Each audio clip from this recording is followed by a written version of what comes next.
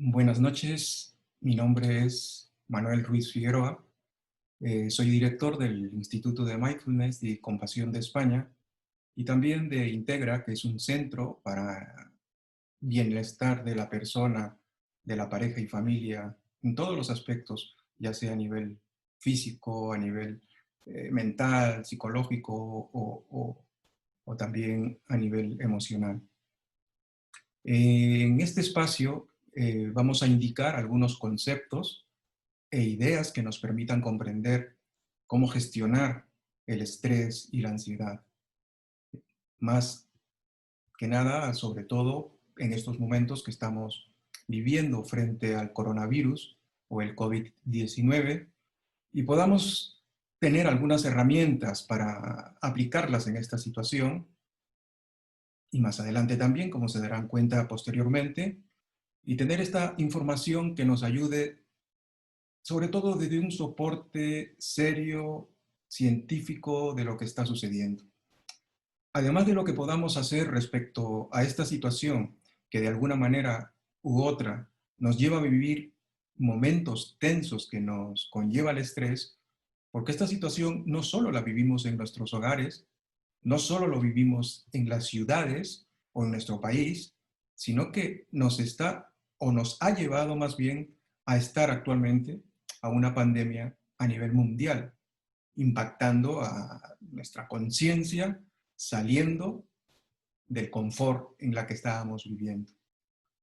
Hasta hace poco, los que nos dedicamos a la salud mental, veíamos que los organismos institucionales solo estaban cuidando la salud física sin tomar en cuenta que también tenemos una mente y que las personas requerimos de una salud integral, requerimos de una atención más holística.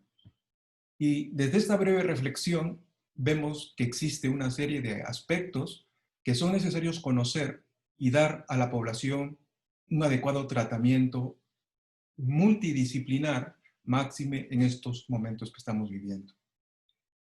Es importante indicar que existe una serie de estudios e investigaciones a nivel mundial de situaciones similares a la que estamos viviendo actualmente y que por motivo de tiempo en esta conferencia no podemos abarcar. No obstante, en este espacio virtual hablaré de lo que nos atañe de acuerdo al título de esta conferencia, que es cómo gestionar el estrés y la ansiedad en estos momentos que vivimos. Este tipo de situaciones debemos de enfrentarlo de una manera en paz y tranquila y tomar una actitud responsable y aplicar lo que hablaremos hoy.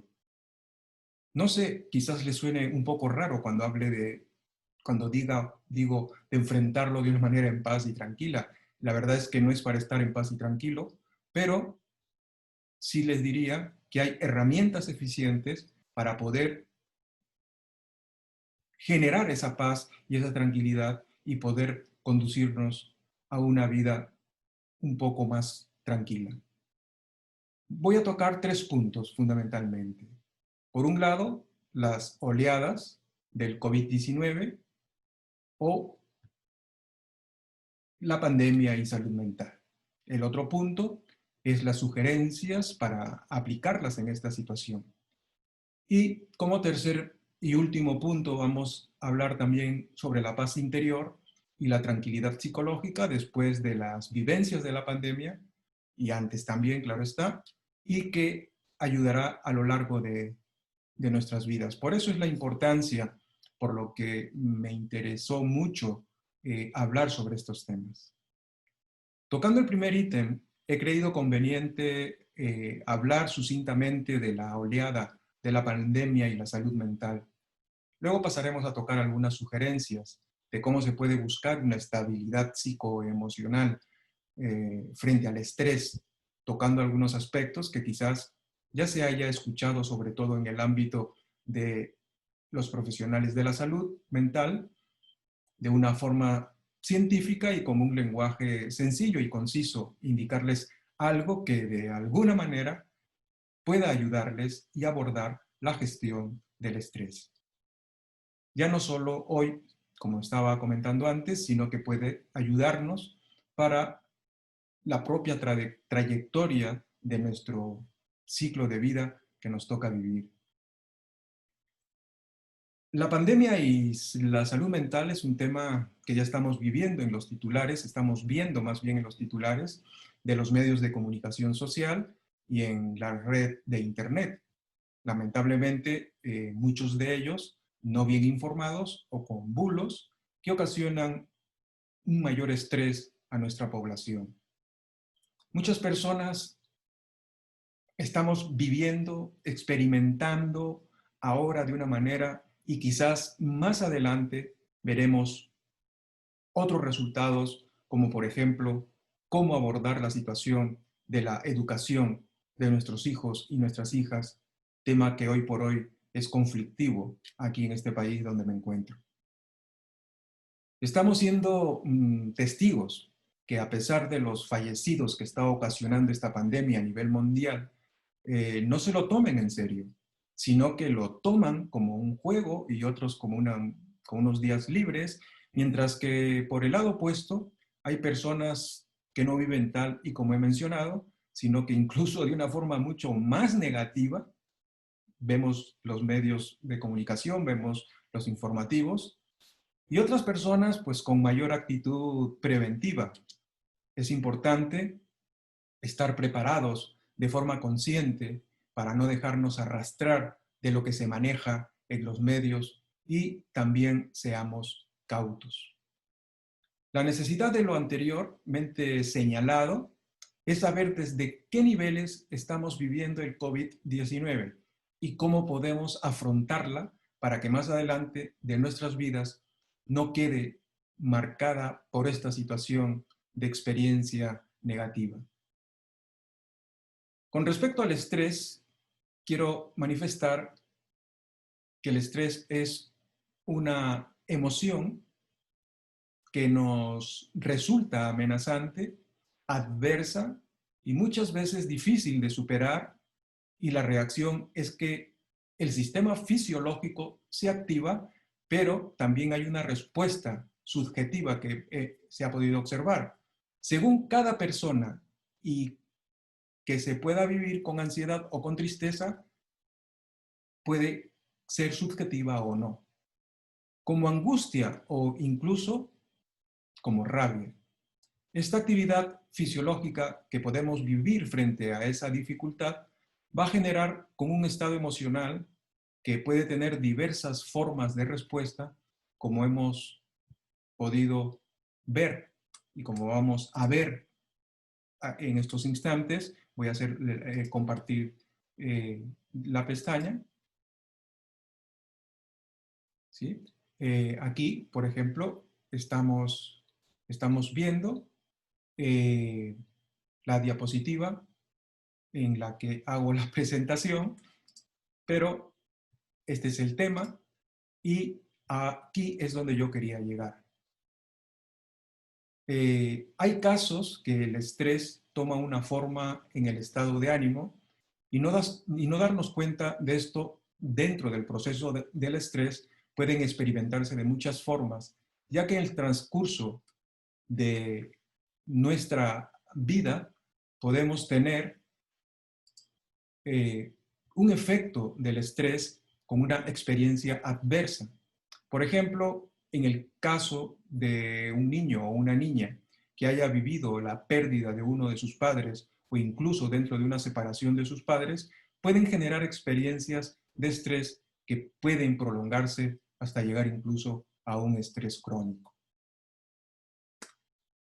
Aquí podemos observar, en esta parte la tengo yo, podemos observar la diapositiva, las formas y las facetas del estrés, que hay unos tipos de estrés y también la repercusión en nuestro ciclo vital.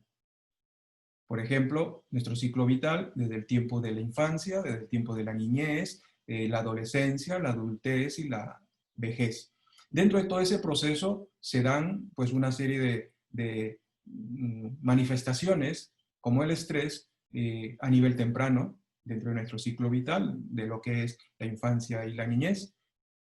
Y por otro lado, se va cronificando y también se va haciendo agudo.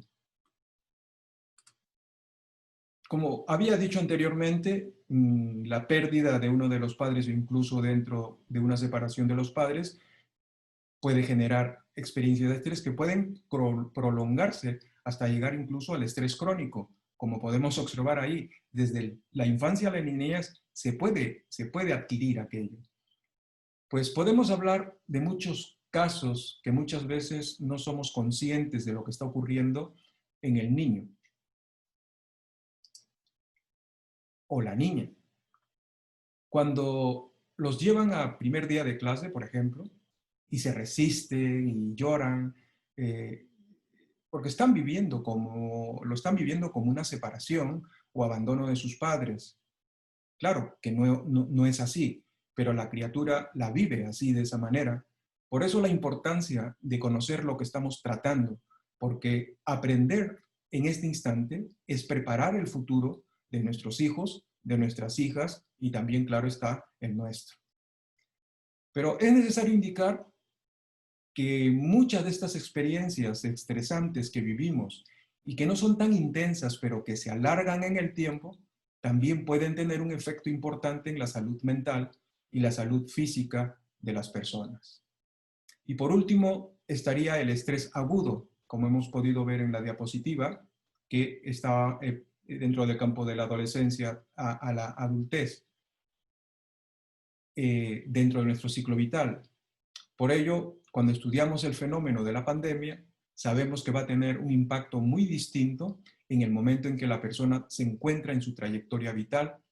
Por lo que vaya a suceder depende de cada uno de nosotros, depende de cada persona. Algunas personas han tenido experiencias más complicadas que otras y algunas personas también tienen una mayor susceptibilidad al estrés que otras personas. Por ello resulta algo complicado dar recomendaciones que puedan ayudar a todos por igual, ya que cada uno tenemos una respuesta de manera diferente cuando nos enfrentamos al estrés. Cuando el estrés es leve, cuando es muy suave, imponemos nuestro máximo potencial al servicio de la resolución de los problemas, por lo que el estrés lo viviremos de una manera más tranquila. Pero si el estrés se mantiene en el tiempo, nuestras capacidades terminan agotándose, haciendo que nuestras fortalezas emocionales no sean igual. Es ahí cuando nuestra conducta cognitiva y emocional cambia a estados de irritabilidad, siendo atrapados por emociones conflictivas o destructivas de mayor intensidad. Y si esta vivencia se alarga en el tiempo, la persona que lo experimenta se puede hacer una persona tóxica, es decir, que el estrés daña a la persona y lo puede conducir a una inevitable depresión. Ahora, a mí me gustaría que se vea otra diapositiva que ahora la pondré, porque creamos o no en las pandemias, estas estigmatizan la salud de la población y tenemos que verla de una manera que nosotros podamos tener conocimiento de ella. Compartiremos nuevamente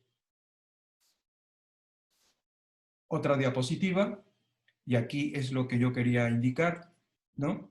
Que dentro del poco estrés hay una inactividad, hay una tranquilidad, pero cuando ya el estrés empieza a ponerse de una forma mucho más conflictiva, más fuerte, la persona, por más que quiera, se va fatigando y llega un momento en que en este estrés es óptimo para vivirlo, pero cuando se va fatigando hay un agotamiento y es cuando se produce mucha cantidad de estrés. Y también existe una ansiedad de pánico, de enojo, cuando las personas están en un máximo estrés, en un máximo de crisis que se pueda estar. Bien, pues ahora hay otra diapositiva que también me gustaría que la vieran, ya que está tratada de una forma directa con lo que conocemos como las olas del estrés, que es el impacto duradero, que está más allá de la morbilidad inmediata del coronavirus. La segunda ola es por el impacto, ¿sí? La primera ola ya lo vamos a ver mejor, ¿sí? Vamos a verlo. La primera, por ejemplo, podemos ver que hay una mortalidad y morbilidad inmediata del COVID-19, luego hay una bajada, no obstante, la primera ola tiene una serie de coletazos y es cuando hay una recuperación de la terapia inmediatamente, pero no nos podemos confiar porque luego viene una segunda ola que se está supuestamente viviendo actualmente, que es un impacto en la restricción de los recursos como condiciones urgentes del COVID, de no COVID. Pues aquí podemos ver que en esta segunda ola, como había iniciado, estos suministros y recursos para condiciones urgentes de no COVID son utilizados. Luego vendrá esa tercera ola que había estado indicando de impactos en la que se tiene que llevar con un cuidado adecuado a las condiciones crónicas que van a surgir. Y por último, tenemos, nuevamente vamos a hacerla a compartir en sus pantallas, que van a surgir por último en una cuarta ola, que es el trauma psíquico, físico, generando enfermedades de salud, daño económico y un agotamiento totalmente mental. Lo podemos ver aquí, en esta cuarta ola, hay un trauma físico, enfermedad mental, daños económicos, agotamiento mental, etc. ¿Sí? Después del de la tercera ola, que ya lo he manifestado, que es un impacto de la atención interrumpida en condiciones crónicas. Sin dejarnos otras dimensiones, como el perjuicio económico, que también tiene una implicación en la población, desgastando a extremos que hacen que haya cambios emocionales, tenemos que ser conscientes de ello y organizarnos para adquirir todas las estrategias posibles para protegernos. Va a haber personas que les va a afectar más y eso no cabe duda. Y aquí cabe una pregunta también. ¿Quiénes pueden ser los más afectados y responder con mayor presión el estado de una crisis? También he elaborado esta diapositiva en la que está la pregunta y en la que se encuentran los tres aspectos que se da dentro de un proceso de crisis. ¿Sí? Por un lado, quisiera hablarles del personal de la salud, que vive en esta situación como una experiencia tremendamente dura y difícil además. Estamos siendo testigos de ello, máxime si esta población de la salud médica ha tenido previamente un trastorno depresivo o ansioso, verse enfrentado a una situación como esto le va a afectar. Y también deben de ser atendidos por otros profesionales de tal forma que les ayuden a ser tolerantes en esta situación. ¿Quiénes son? Los de la salud mental. Pero eso tiene que ir de una manera en el mismo lugar, en el mismo avance que se va dando, puesto que se va a hacer una prevención psicológica, emocional, y posteriormente pues pueda ser ese estado que puede llegar de estrés, sea de una forma mucho más o menos leve. Teniendo en cuenta que cada persona de formas diferentes a las situaciones estresantes responden de formas diferentes a situaciones estresantes, y que el miedo y la ansiedad sobre una falta de salud puede ser apabullante, y causaran emociones aflictivas, duras, tanto en los adultos como en los menores. En cuanto a estos últimos, es necesario señalar que la respuesta emocional de ellos está muy influenciada por los adultos. Por eso recomendamos que si tienen menores en sus hogares, deben cuidarse y utilizar las herramientas necesarias para estar bien, para que los niños o las niñas no sean tan afectados por conductas tóxicas. Y hay que cuidarse mucho tanto uno mismo como a ellos para poder evitar trastornos muy complicados, lamentables más adelante. Por otra parte, también hay diversos foros sociales que estuve revisando por internet que han manifestado algunos cambios de sueño o incluso insomnio. Este es otro de los cambios también que se dan, como por ejemplo dentro del proceso de la alimentación. Además, también se dan muchos casos de miedo, de preocupación por la salud de uno mismo y de las personas que queremos. Por lo tanto, habría un empeoramiento de los problemas de personas con enfermedades crónicas y no podemos dejar de mencionar que se da un aumento también de consumo de alcohol, de tabaco, entre otros tipos de sustancias que ya el estrés propio a la persona la conduce a una irritabilidad, agresividad, pues el alcohol, el tabaco y otras sustancias no van a ayudarle. Mm, al contrario, va a ser mucho más traumático.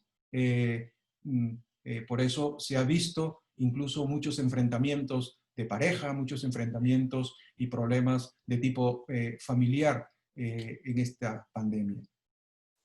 Bien, ahora me gustaría indicar cómo hacer frente a esta situación que estamos viviendo. Y son algunos puntos recomendados por la salud científica en la que coincidimos muchos profesionales. Como vamos a observar ahora en la pantalla, se hace mención a 5 aspectos importantes para mantener un bienestar psicológico, sobre todo en esta cuarentena que estamos viviendo.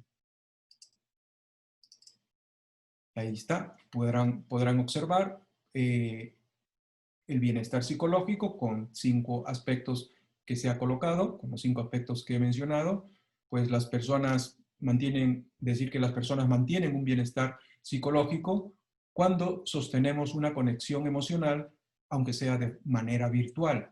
Somos personas sociales en plena interrelación y no tenemos por qué dejarlo, ya que puede ser contraproducente, más en estos tiempos. Somos seres sociales, vivimos en comunidad eh, y por lo tanto, pues tenemos que tener una intercomunicación, una interrelación con las demás personas.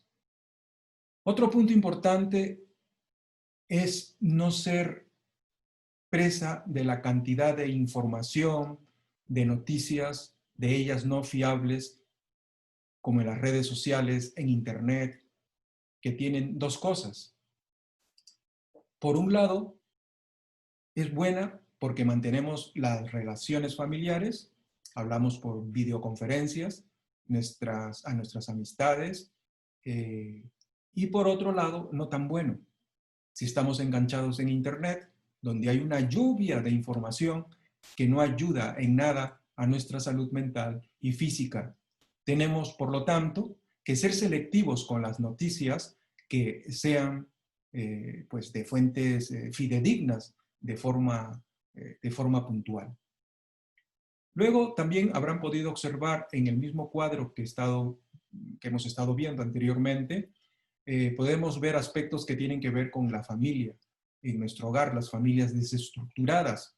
Claro está, una familia desestructurada, mente también desestructurada. La familia es de vital importancia en nuestras vidas. Una adecuada salud mental y física, de ahí que debemos tener en consideración conocer, prepararse, educarse, informarse, para poder evitar tener una familia nociva, perjudicial. Hay que mantener, por otro lado, el otro punto que habíamos colocado, hábitos saludables. adquirir actividades para que nuestro sistema neuronal esté sanamente activas, que también esas rutinas sanas nos ayudarán a una homeostasis de autorregulación de nuestro estado de ánimo mental. Muchas veces creemos que no estamos haciendo nada, estamos aquí confinados, no hacemos nada, pero si ya al crear algunas rutinas, incluso dentro del propio hogar, podemos mantener un equilibrio emocional sano. ¿Sobre qué tipo de rutinas ya y ahora iré manifestando? Si me permiten, me gustaría indicar que somos seres interdependientes, como había comentado anteriormente, y esto nos hace que tomemos conciencia de que no estamos solos, que están otras personas que de una u otra influyen en nuestras vidas. ¿Sí? Hay una interrelación, una interdependencia, además, no solo de la interrelación. Por ejemplo, si somos un poco reflexivos con respecto al distanciamiento social, no es algo que lo hagamos por nosotros mismos para evitar contagios, sino que de una manera generosamente consciente estamos considerando a las demás personas y mucho más si estas personas son vulnerables y estamos evitando posibilidades de contagiarnos o enfermarnos en esta situación que estamos viviendo. Pero aquí lo importante es no perder el autocontrol y encauzarnos a poder manejar de una manera nuestras vidas, con estrategias que nos ayuden a tener una conciencia social. Solo así tendremos una actitud mucho mejor que beneficie no solo a mí personalmente como individuo, sino también considerar a los demás y poder vivir esta experiencia de una manera que ayude a todos y nos ayudemos entre todos.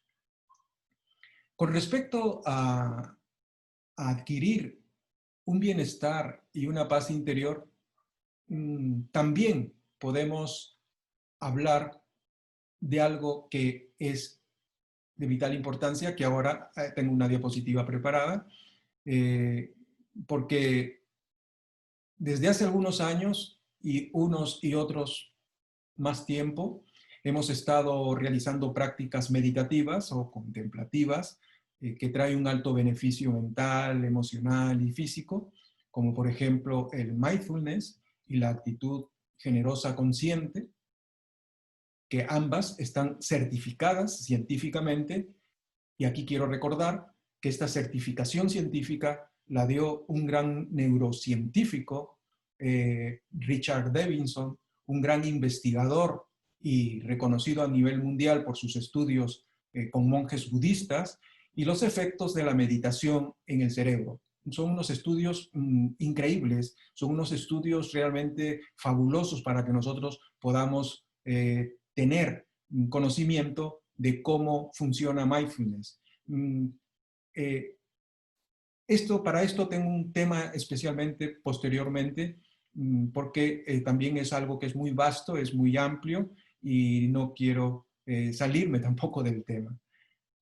Sin soslayar a otros investigadores aparte de Davidson, también quiero mencionar a otras personas conocidas a nivel internacional y con una gran satisfacción de haber podido mi persona conocerlos en sus inicios de su gran trabajo, experiencia y vivencias, por ejemplo, en el Hospital Massachusetts. Y me estoy refiriendo a Jon Kabat-Zinn. Cuando él estaba practicando Zen, yo ya estaba hablando con él, conociendo, coincidíamos en algunas técnicas y algunas prácticas. Esto justamente después de muchos años también me hizo contactar con otra persona que habla mucho sobre lo que es el mindfulness, la atención plena, que es el Thich Nhat Hanh, quien fue mi maestro de Zen en Madrid cuando llegué aquí a España, y además de científicos españoles como el doctor Vicente Simón, el doctor Javier Campayo, el doctor Mario Alonso Puig, todos ellos conocidos por sus iniciativas y ser promotores del mindfulness, entre otras técnicas utilizadas con el único fin de bienestar en los seres humanos. Yo aquí en España me encuentro viviendo en Murcia y hace aproximadamente unos 22, 23 años, presenté un proyecto sobre mindfulness y sobre atención plena para poder llevar a cabo en colegios, ya que a mí me hubiese gustado que sea desde el principio, ¿no? Que se haga desde niños, pero lamentablemente no lo conocían y el proyecto lo echaron por atrás por desconocimiento, en lugar de ponerse a investigar, falta de ignorancia realmente, ¿no? Pero tuve la suerte y la oportunidad de otro colegio, ya un colegio, es un instituto, donde estaban las chicas y los chicos, que presenté un proyecto también ahí para 5 años y tuve la suerte de que me dieron esos 5 años para poder trabajar con todos los alumnos de ese instituto, que eran como unos 800 estudiantes aproximadamente. Y pasaba de clase en clase hablando con ellos sobre algunas cuestiones referente a lo que es de mindfulness. Pero bien, después hablaremos un poco más sobre este tema. Quisiera volver nuevamente, renombrar a Richard Davidson, quien nos indica que el bienestar, según él, se construye a partir de 4 cosas. Y esta es la diapositiva que les había estado comentando, en la que he puesto como título el bienestar y la paz interior. Y tenemos, por ejemplo, la interdependencia sana, ya que existe una dependencia que es tóxica, que eso ya también lo veremos. Existe una autoconciencia, existe un propósito que nosotros tenemos que tener, y tenemos el vivir el aquí y el ahora, vivir el instante, vivir el momento de una manera consciente, conocida como mindfulness. La interdependencia sana o la conexión interpersonal que comentaba antes, las personas que desarrollan esa generosidad logran relaciones afectivas y positivas que promueven su capacidad y su bienestar. Por eso la interdependencia es tan importante que incluso podemos lograr alcanzar niveles de salud mental siempre mejores y sobre todo muy positivos, que nos puede ayudar de mucho a nosotros y a las personas con las que nos comunicamos. Con respecto al cultivo de mindfulness, de la atención plena, del aquí y el ahora, como han podido ver en la diapositiva, la definición de mindfulness en realidad pues ha habido cambios a través del tiempo, se ha modificado, pero más que nada para su utilización dentro del campo de la psicoterapia.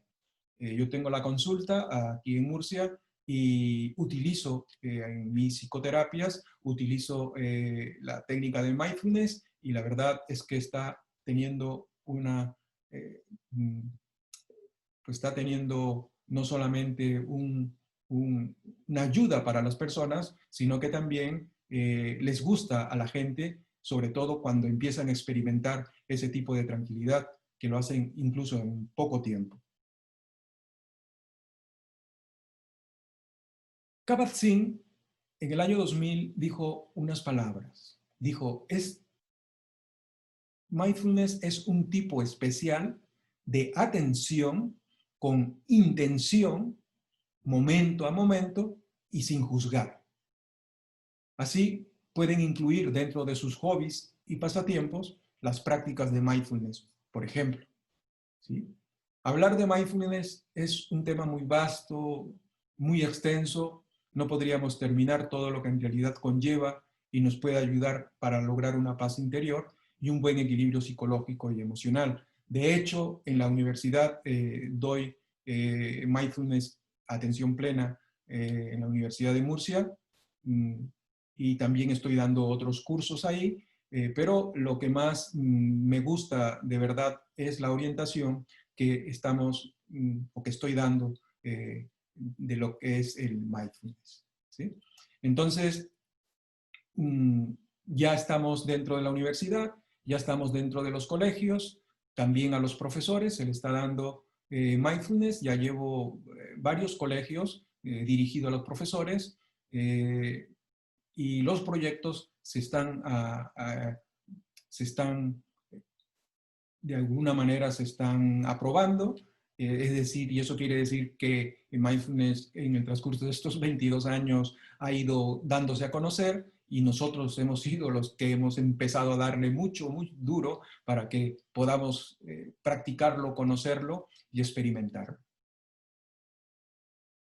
También quería decirles que tener un hobby serio, que tenga un sentido de bienestar como la atención plena, que inunda nuestra mente y que nos permite estar enfocados en nosotros de forma consciente, tiene un efecto que se llama higiene del estrés.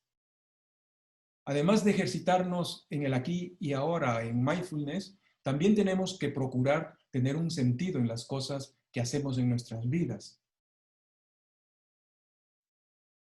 Y es importante que este punto no lo toque mucho, ya que, por ejemplo, dentro de la universidad son 300 horas de mindfulness para tener el facilitador universitario de mindfulness. Por otra parte, doy los cursos también y el mínimo de horas que tienen mis cursos son de 50 horas e incluso más, y ahora estamos preparando para que se haga uno a nivel internacional con otras personas a las cuales les he dado mindfulness y ya estamos en contacto para poder sacar pues una titulación a nivel internacional que ya les daré a conocer a todos para que ustedes puedan pues tener acceso a ellos. También, antes de terminar esta parte de esta conferencia esta noche, quisiera decirles de que hay unos audios que tengo que han sido preparados por mí de mindfulness que me comprometo entregarles esos 2 audios para que ustedes vayan practicando. Son las primeras prácticas, que es el escáner corporal, y también iré dándoles pues algunos mensajes a través de Facebook, que es mi página en la que estoy dando a conocer todas las actividades y todo lo concerniente a mindfulness. Entonces, si tienen alguna pregunta, si tienen alguna duda, manden por favor sus preguntas, manden sus dudas y haremos un tiempo especial y nos dedicamos a resolver esas preguntas y esas respuestas. ¿Está bien? Vale. Y pues ya solamente decirles de que con todo el compromiso que he tenido con ustedes con respecto a darles, obsequiarles los audios, pues las preguntas y respuestas, también les iré invitando a que puedan ir asistiendo a otros de los cursos, de las actividades que vaya realizando el Instituto de Mindfulness y Compasión de aquí España, y también del Centro Integra, que es el que se encarga de la parte también terapéutica, pero de una manera individual, de pareja y de familia. ¿Sí? Aquí, para despedirme, les dejaré una imagen en la pantalla para que tomen algunos datos con referente a mi persona y al instituto y al centro y podamos estar conectados.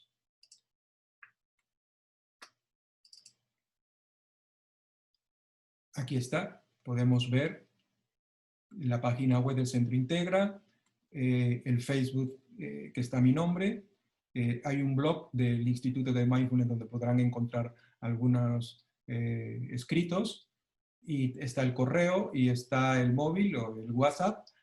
También me pueden escribir a través del WhatsApp y yo les contestaré con mucho gusto. Pues a todos los que están presentes, a mis amigos, a las personas que se encuentran aquí, que son muchas personas, que me alegro por haber llevado a cabo esta conferencia, y esto hace que uno se anime más para poder continuar y seguir. Agradezco de todo corazón por haber estado ahí.